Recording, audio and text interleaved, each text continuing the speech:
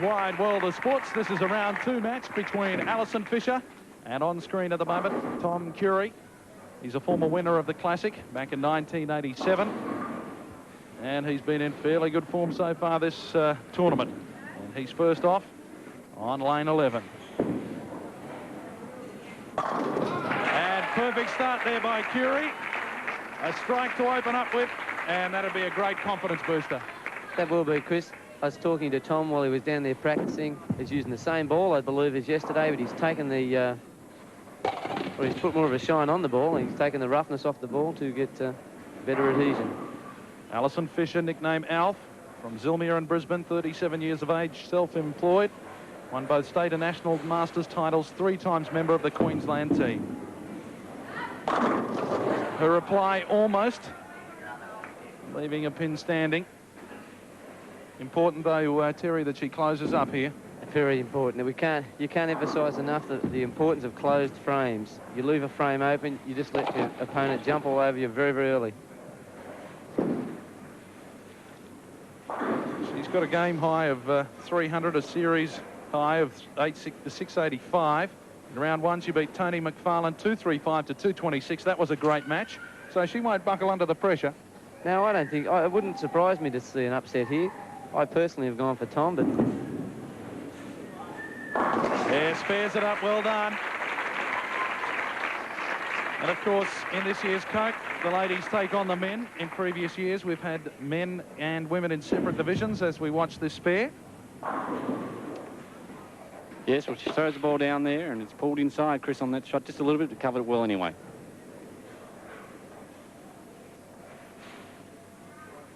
Very determined looking young lady, isn't she?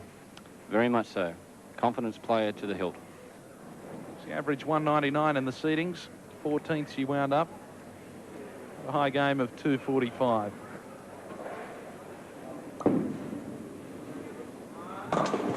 High on the head pin. Left with a nasty split here. Yes, you really don't want to start off the match like this. She has no opportunity. She has to go for these sorts of things. You'll see here the ball's just turning a little bit more than it was in a previous match. She's not adjusting. She's got to get the ball further out onto the lane and let the ball run back like Tom is doing. Not much time to get your land legs here, Terry, with 10 frames. You don't have any time at all. What do you do? Go for it here? You have to go for it. You know, this sort of situation, you have to go for everything. You just don't have any opportunity. There's no time to play safe. There's nowhere to bail out. You have to get everything you can get. Oh, nearly kicked it across. You did too. That was a pretty bit unusual. Well, it can be done that way. The biggest split in the game is the 7-10 split, and you do exactly that to make that split. As you see the ball sliding out, and we'll hit, come off the side. Ooh, nearly got it. It really cushions with the ball itself. The ball hits it again off the back wall. Yes, it's double impact, Terry. Double impact it is. Tom Kury, 87 winner of the Goldpin Coca-Cola Classic, 3rd place of the 88 British Open on a double. And got it. Got a little touch there. Very happy about that. Apologises to his opponent, but he'll take it anyway. Counts as 10. If he can get another 10 strikes in a row as we watch that. Picks up a Holden Nova. Compliments of Motorama Holden and Springwood. And that's a fantastic prize. That's for the perfect game. We watched that as the pin came across and bang, turned around and touched it. Just flipped around and knocked it over. And of course, Tom Kury on the Gold Coast, 43, an AMP rep. He's played in the Coke on 4 previous occasions, so this is his 5th in a row. And a past winner, 3rd place in the 88 British Open and 7 times an Australian representative. We knew that one wasn't as good. Yes, Chris, it seems every time we start talking about this car, they seem to think about it themselves, I think, because that would be going through his mind. He's got to double up. He's looking good. He threw 230 in his first match. And he's thinking, you know, let's go out, let's get it, let's shoot 300, let's go for this car. Of course, in round 1, Tom was successful over Sue Castle from Sydney, 231 to 155. And spares it up safely. A very tough competitor, Tony. Oh, very tough. Chris, I've played Tom on a number of occasions, and we refer to Tom as throwing raw meat at him. He just loves to eat it. I suppose if the pins don't drop his way, he growls a bit, but they dropped his way this time. Actually, Chris, how did you know? He certainly does growl at them. Some of them buckle under the pressure, I've heard. This is Alison Fisher.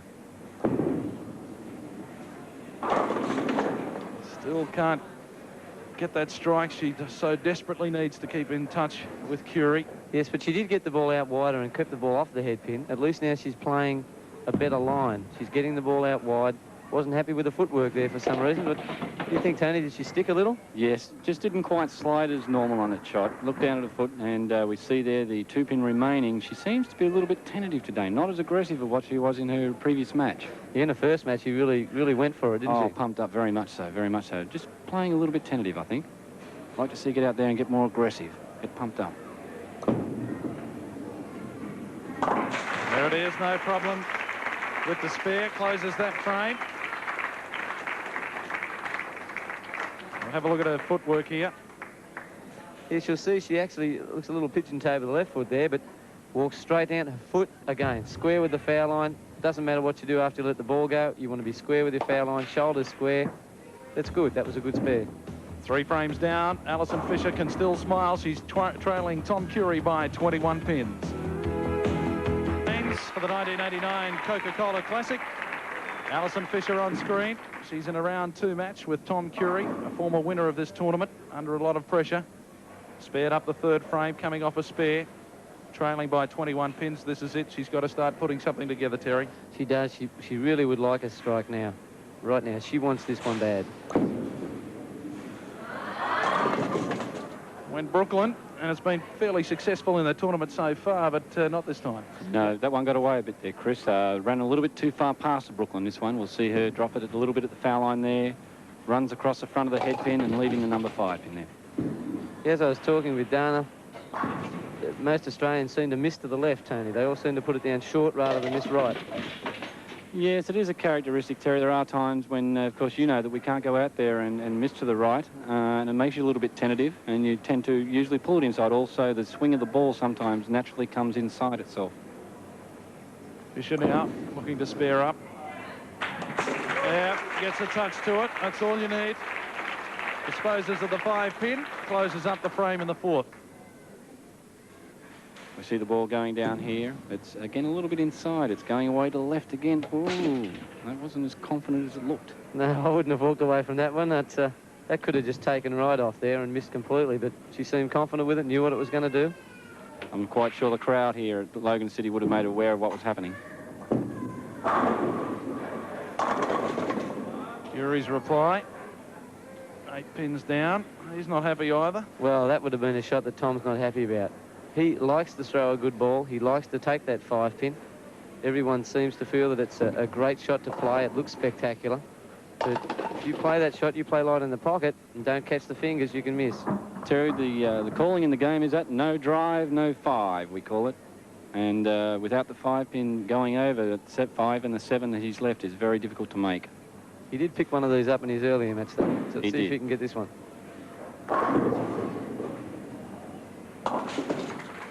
Not this time. Open frame. So Alison Fisher would be looking up at the scoreboard and saying, hey, hang in there. Yes, right now there's nothing in the game. Tom's let her off. He really has put her back in the game. She hasn't taken it. He's just let her off. Sitting on the bench, Terry, she's actually picked up on Tom in that shot. Yes, she has. This is the thing with this style of play, that you can go out there. If you miss, the other opponent picks up and you can take the lead by sitting down. But let's see Tom. He wants to get a strike.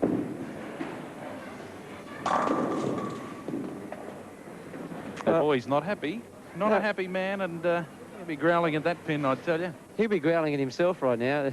You wouldn't be able to print the words he's thinking to himself. It was such a stupid shot to Tom. He likes to hit the pocket. He prides himself on perfection. He's not going out there to miss. And this here, you'll see here, gets the ball out. He's not happy. Again, Tony, he's the same as Alison. The ball just took off. Yes, they've got to get a little bit more down the lane with the ball, like on his spare shot. They seem to be doing well on the spare shot, Terry, but not on their first shot. Making the ball go long down the lane. We'll see here. Tom, much more extension on the ball then, much, much more. I'd like to see that a little bit more on the first shot. It's not quite as tentative. Keep that aggression up. He really could use the 5 as practice to try something there. Oh, definitely. It's in the middle of the lane. I mean, you've got a lot of margin to hit it with. Well, both widths of the ball and the pin, really, from both sides. Yes.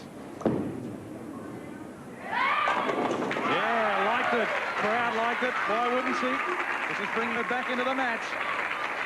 The ladies taking it to Tom right in that shot there. There's a drive of the 5. You'll see it go down the lane. You'll see the ball staying out, and now it's starting to accelerate into the pocket. Here comes a 5, right into that 7, and the messenger as well.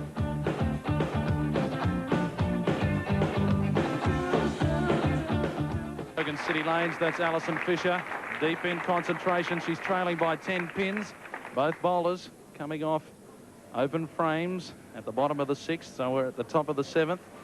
Tom Kury would dearly love to get his game back in order. Had a great start, fell away a little bit in the concluding stages. Let's see what he can do on lane 11. And again, high on the head pin.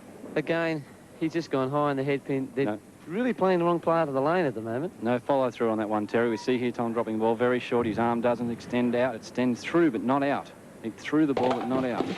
In this situation where the match is so tight, does it boil down to the person getting their mind switched on the quickest? Yes, definitely, Chris. It's actually just going to be who closes the frame first. Yeah, nice spare. Tom Kury marches back to his chair. The crowd enjoyed that one. Sitting down there, deep in concentration as we watch this one again. This is a great spare, perfectly picked up. That's what you've got to do. Throw the ball out, let the ball drift back into the 3-pin, and the ball rebounds off one from the other. Perfect spare. But Alison now wants to get back into the match. She can get a strike here, she's right back into it. Tom's got a spare, but she knows now that she's got to get a strike. She spent a long time sitting down. Let's see what she can do. Yes, and she does so. Called by Terry Winband. She's back into it.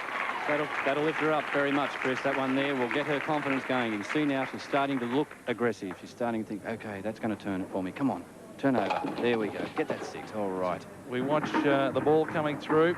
10 pins down. Now, what is Tom Kury thinking? We see Alison Fisher. She's got a strike.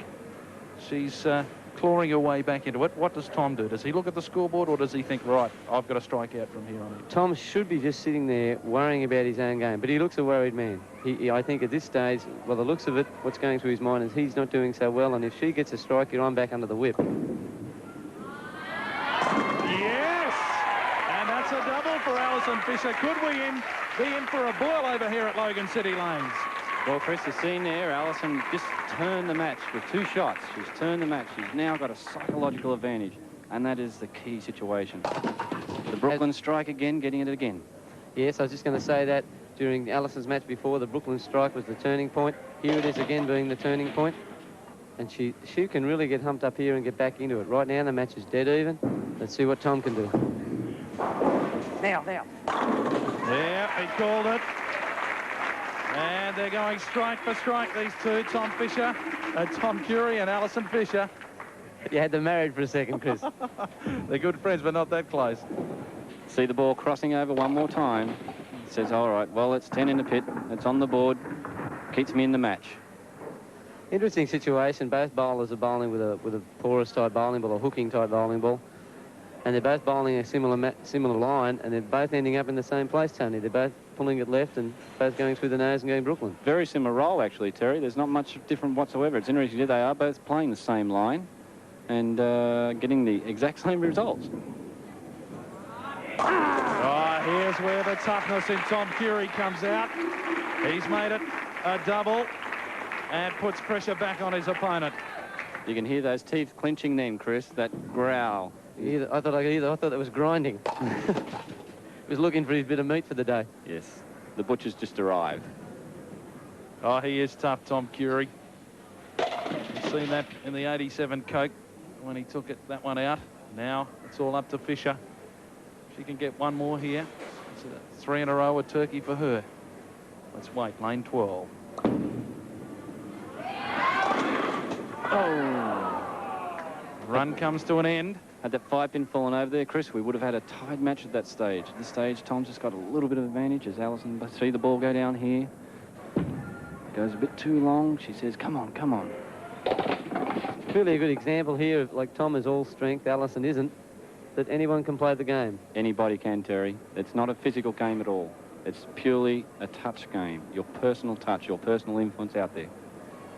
There's Kury, waiting to see if Fisher can spare up this one on lane 12. He does so. Closes the frame. Takes a seat.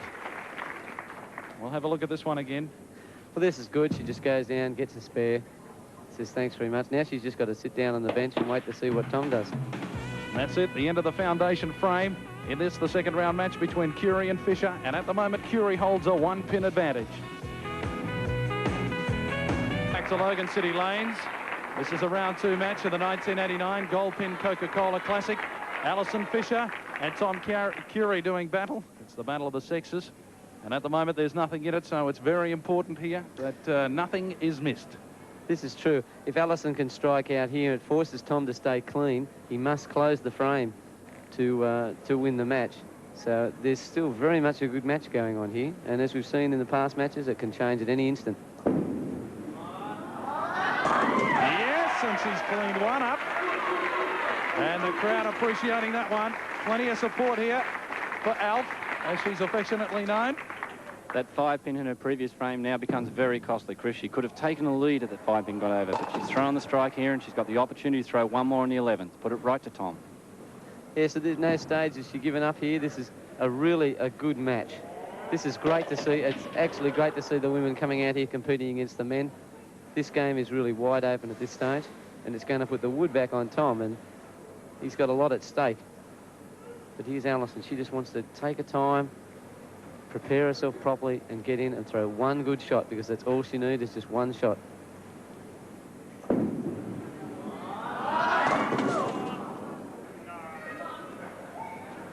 Well, Chris, that looks not looking real good for her at the moment. I think Tom would have to do something disastrous to lose. Well, Terry, you look at this situation here. If Tom left the same split, he is then against the wall, because if he misses this, he can actually lose the match. Well, this is certainly going to be testing for Alison. She needs to make all these pins.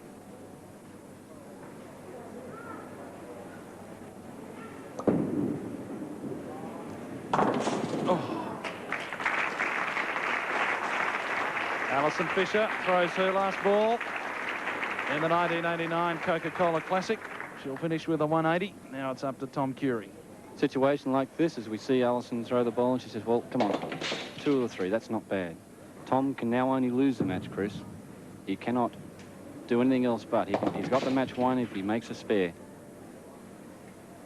Very important shot coming up now.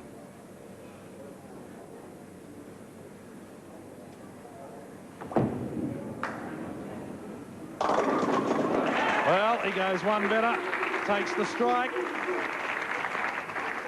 Well, you're right. You know, Tom just sits back and says, well, that was a shocking shot and I got away with it. This is just the way the game goes. It's the luck of the bounce, whatever. He looks at it, it's gone way wide.